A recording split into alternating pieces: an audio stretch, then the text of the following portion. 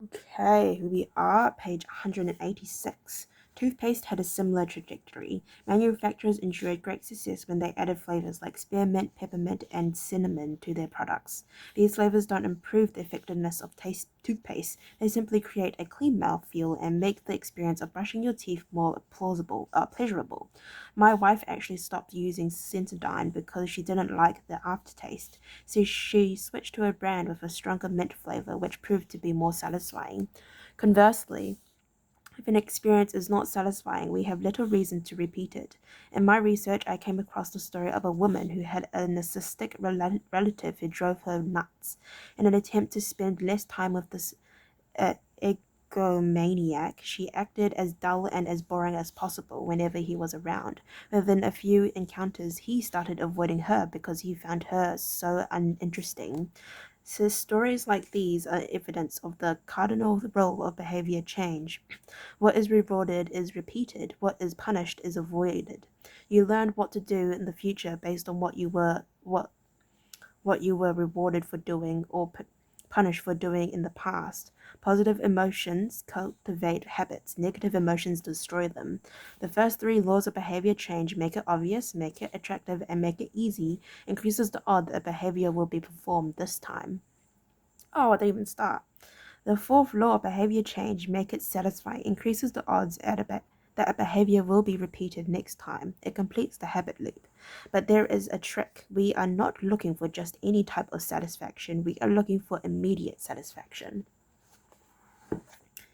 The mismatch between immediate and delayed rewards. Imagine you're an animal roaming the plains of Africa, a giraffe or an elephant or a lion. On any given day, most of your decisions have an immediate impact. You are always thinking about what to eat or where to sleep or how to avoid a predator. You are constantly focused on the present or the very near future. You live in where scientists call an immediate return environment because your actions instantly deliver clear and immediate outcomes. Now switch back to your human self. In modern society, many of the choices you make today will not benefit you immediately. If you do a good job at work, you'll get a paycheck in a few weeks. If you exercise today, perhaps you won't be overweight next year.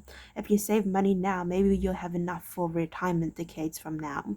You live in what scientists call a delayed return environment because you can work for years before your actions deliver the intended payoff. The human brain did not evolve for life in a delayed return environment. The earliest remains of modern humans, known as Homo sapiens, are approximately 200,000 years old. These were the first humans to have a brain relatively similar to ours, in particular the neocortex, the newest part of the brain and the region responsible for higher functions like language was roughly the same size 200,000 years ago as today. You're walking around with the same hardware as your Paleolithic ancestors. It is only recently, during the last 500 years or so, that society has shifted to a predominantly delayed return environment. Oh, you can even see that. I'm sorry. Compared to the age of the brain, modern society is brand new. In the last 100 years, we have seen the rise of the car, the airplane, the television, the personal computer, the internet, the smartphones, and beyond, and Beyonce. The world has changed much in recent years, but human nature has changed little. Similar to other animals on the African savanna, our ancestors spent their days responding to grave threats, securing the next meal, and taking shelter from a storm. It made sense to place a high value on instant gratification. The distant future was less of a concern, and after thousands of generations in an immediate return environment, our brains evolved to prepare quick payoffs to long-term ones. Behavioral economists refer to this tendency as time inconsistency. That is, the way your brain evaluates rewards is inconsistent across time. You value the present more than the future. Usually this tendency serves us well. A reward that is certain right now is typically more worth much more than one that is merely possible in the future. But occasionally our bias towards instant gratification causes problems.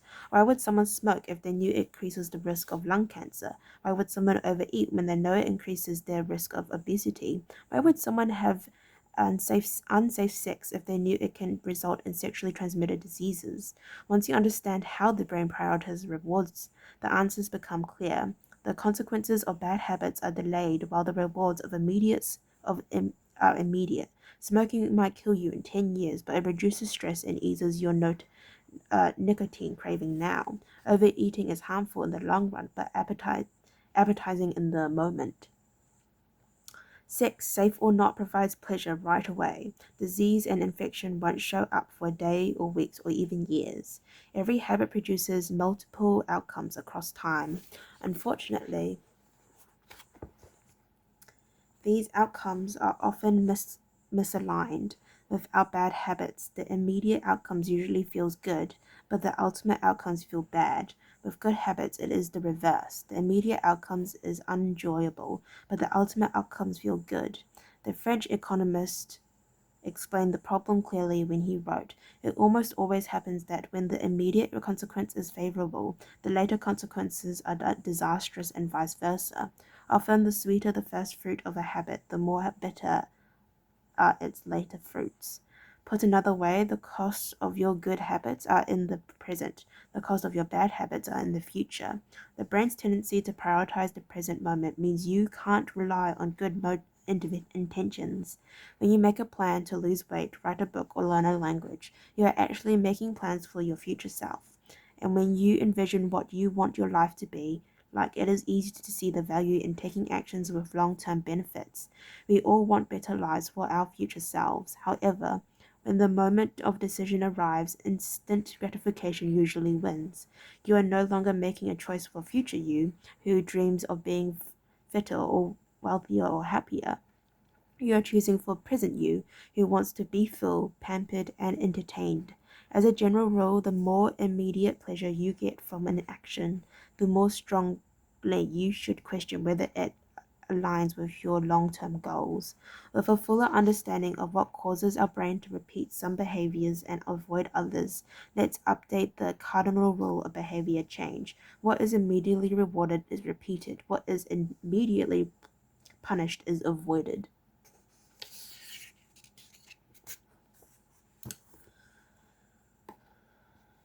Our preference for instant gratification reveals an important truth about success.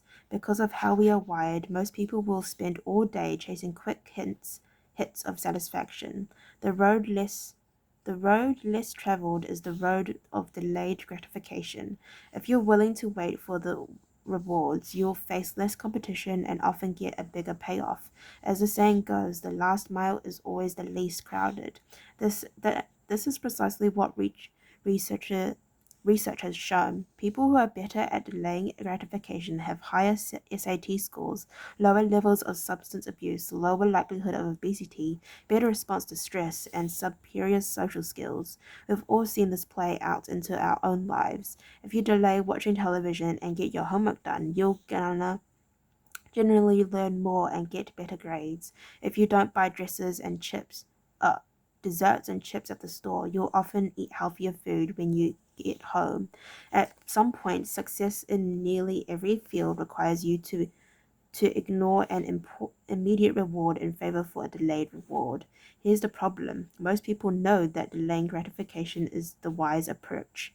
They want the benefits of good habits to be healthy, productive, at peace, but these outcomes are seldom top of mind at the decisive moment. Thankfully, it's possible to train yourself to delay gratification, but you need to work with the grain of human nature, not against it. The best way to do this is to add a little bit of immediate pleasure to the habits that pay off in the long run, and a little bit of immediate pain to ones that don't. How to turn instant gratification to your advantage. The vital thing in getting a habit to stick is feel successful, even if it is in a small way. The feeling of success is a signal that your habit paid off and that the work was worth the effort. In a perfect world, the reward for a good habit is the habit itself.